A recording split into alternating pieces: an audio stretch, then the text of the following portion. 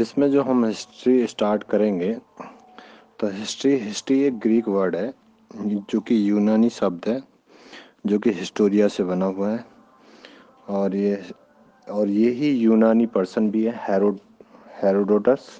तो हेरोडोटस ने एक बुक लिखी है हिस्टोरी का, और इसी को बोला जाता है फादर ऑफ हिस्ट्री, इतिहास का पिता, हेरोडोटस को ही।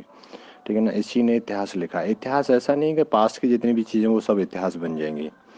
और इतिहास के यानी कि हिस्ट्री के सोर्सेस क्या होते हैं, तो सोर्सेस होते हैं तीन।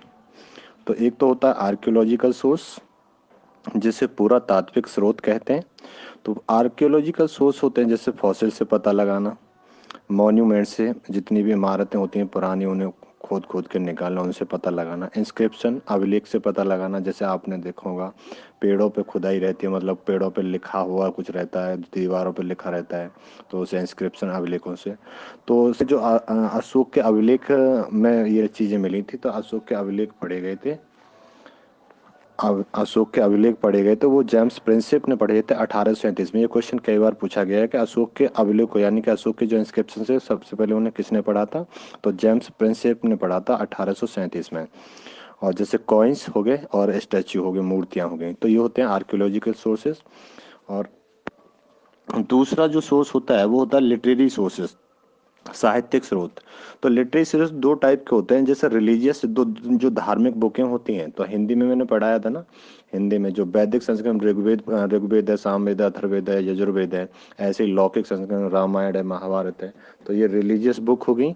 एक नॉन रिलीजियस बुक हो गई, उनमें भी इतिहास के बारे में पता चलता है, जैसे पंचतंत्र हो गई विष्णु शर्मा जी की।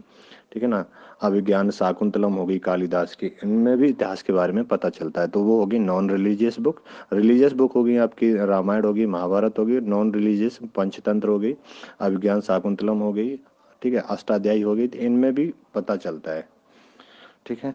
और अगला जो तीसरा है, तीसरा सोर्स है डिस्क्रिप्शन ऑफ फॉरेनर्स ट्रेवलर्स, जो विदेशी यात्री भारत में आए, जब विदेशी यात्री आए तो उन्होंने बहुत सारी बुकें लिखी हैं, और बहुत चीज़ों के बारे में उन्होंने लिखा हुआ है। तो तीन टाइप के सोर्सेस होते हैं, आर्कियोलॉजिक सोर्सेस और लिटरेरी सोर्सेस और डिस्क्रिप्शन ऑफ फॉरेनर्स ट्रेवलर्स। आगे देखेंगे तो अब हम हिस्ट्री को डिवाइड करते हैं। तो अब हम इंडिया की हिस्ट्री पढ़ेंगे, और वर्ल्ड हिस्ट्री वर्ल्ड हिस्ट्री आपके में नहीं आनी, तो वर्ल्ड हिस्ट्री को इग्नोर करेंगे अभी। ठीक है, जब यूपीएससी वगैरह देना होगा तब उसमें पढ़ना होगा। तो अभी हिस्ट्री, इंडिया की हिस्ट्री, तो एंशियंट इंडिया ऐसे नहीं बोलेंगे, एंशियंट हिस्ट्री नहीं बोलेंगे, इसे एंशियंट इंडिया बोलेंगे, क्योंकि एंशियंट इंडिया की हिस्ट्री पढ़नी है ना हमें। तो एंशियंट इंडिया, मेडुअल इंडिया और मॉडर्न इंडिया, तीन तीन पार्ट में डिवाइड कर दिया हमने। तो जो एंशियंट इंडिया है, ये पार्ट बहुत लंबा चला इसका टाइम पीरियड बहुत लंबा रहा। तो एंशियंट इंडिया को हमने तीन पार्ट में डिवाइड करा। प्री हिस्टोरिक पीरियड, प्रागैतिहासिक काल बोला जाता है, प्रोटो हिस्टोरिक पीरियड जिसे आद्य ऐतिहासिक काल बोला जाता है, हिस्टोरिक पीरियड जिसे ऐतिहासिक काल बोला जाता है।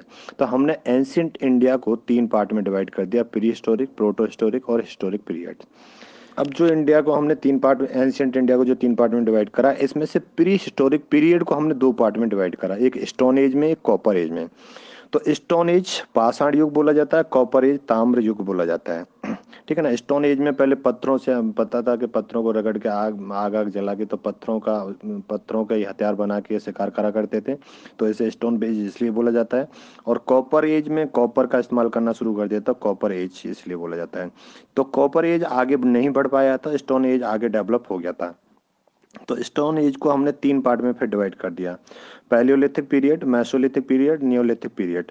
पैलियोलिथिक पीरियड को पूरा पाषाण काल बोला जाता है। पैलियोलिथिक पीरियड में क्या था, इन्होंने आग का आविष्कार, इन्वेंशन तो कर दिया था, आग को फाइंड तो कर दिया था, आविष्कार कर दिया, बट उसका यूज करना नहीं जानते थे पैलियोलिथिक पीरियड में, तो वो डेवलप नहीं हो पाया था। आग इन्होंने पता तो था, आग का आविष्कार कर दिया, इन्हें ये भी नहीं पता था इसका यूज कैसे करते हैं।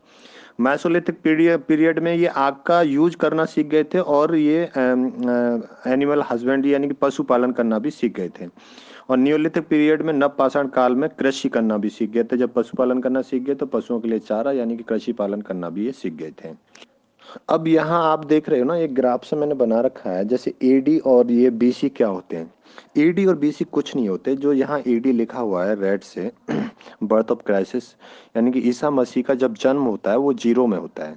ठीक है ना। ईसा मसीह से पहले की कहानी को बोलते हैं बीसी, और ईसा मसीह के जन्म के बाद की कहानी को बोलते हैं एडी बोलते हैं। ठीक है ना। और बहुत से लोग बता देते हैं कि आफ्टर डेथ नहीं होता एडी। एडी क्या होता है? एनो डोमिनी होता है, एक लैटिन वर्ड होता है। एनो डोमिनी का मतलब ये होता है कि ईसा मसीह का जन्म हुआ, बस ये बर्थ होता है, बस ये होता है। और इससे पहले की जो चीज़ें होती हैं, जैसे ईसा मसीह के जन्म से पहले बीसी, यानी कि बिफोर क्राइस्ट। बिफोर क्राइस्ट का मतलब क्या है? ईसा मसीह के जन्म से पहले, तो बिफोर क्राइस्ट बोला जाता है। तो इसमें क्या होता है जैसे मैंने देखा, ये देखो 2500 BC है, 1000 BC है, 500। तो इसमें ईयर कम होते जाते हैं, जीरो तक आएंगे। जीरो पे ईसा मसीह का जन्म हुआ, और उसी को एडी भी बोला जाता है, एनो डोमिनी, जो लैटिन वर्ड है। और आगे को बढ़ेंगे तो ये प्लस में होता चला जाता है, 100 AD, 500 AD, और 1000 AD, या 2020 AD, ऐसे करके। बस इतना है बीसी और एडी। आई होप समझ में आ गया होगा। अब थोड़ा सा इसका टाइम पीरियड डिवाइड कर देते हैं। टाइम पीरियड ऐसे डिवाइड करेंगे, जो पैलियोलिथिक पीरियड है, पैलियोलिथिक पीरियड में ये हमारा रहा है अननोन पीरियड से लेकर 8000 BC तक। इसका जो टाइम पीरियड रहा है अननोन, तो इसका हमें इन्फिनाइट टाइम ही नहीं पता चला। तो पैलियोलिथिक पीरियड जो रहा है अननोन से लेकर 8000 BC। ठीक है। तो 8000 ये वो लगा, और अब चल रहा है कितना, 2021 चल रहा है, तो 2000 ये लगा, 10,000 साल हो गए। तो 10,000 साल पहले आग का आविष्कार हो गया था, इन्वेंशन।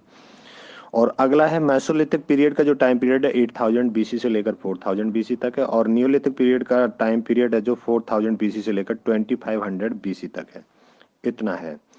और इसमें जो कॉपर एज का टाइम पीरियड है वो 3000 BC से लेकर 2000 BC तक है। ये 1000 साल ही चला था कॉपर एज, उससे ज्यादा नहीं चला है।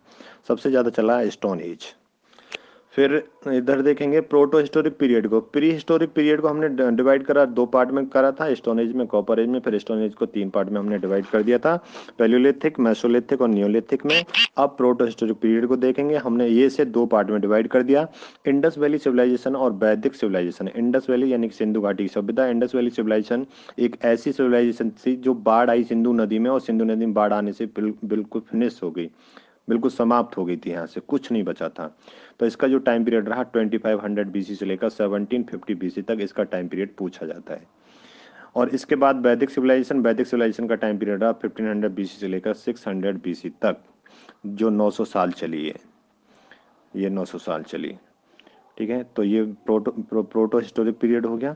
अब देखेंगे historic period. Historic period 600 BC से लेकर 712 AD आ गया, यानी कि ईसा मसीह के जन्म के बाद की बात हो गई, पहले की और बाद की।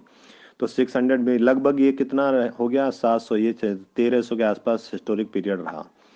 उसके बाद ये देखा है मेडुअल इंडिया देखा है। मेडुअल इंडिया मध्यकालीन भारत की बात करेंगे।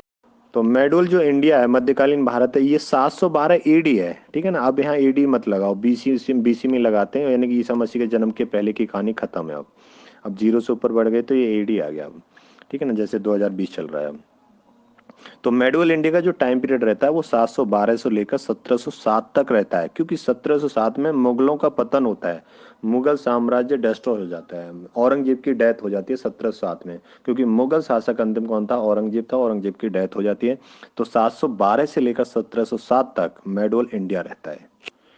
और मॉडर्न इंडिया की बात करें तो 1707 मुगलों का डेक्लाइन होता है, यहाँ पे डेक्लाइन ऑफ मुगल्स और राइज ऑफ ब्रिटिशर्स, और अंग्रेजों का उत्थान होता है और मुगलों का पतन हो जाता है, डेक्लाइन ऑफ मुगल्स और राइज ऑफ ब्रिटिशर्स।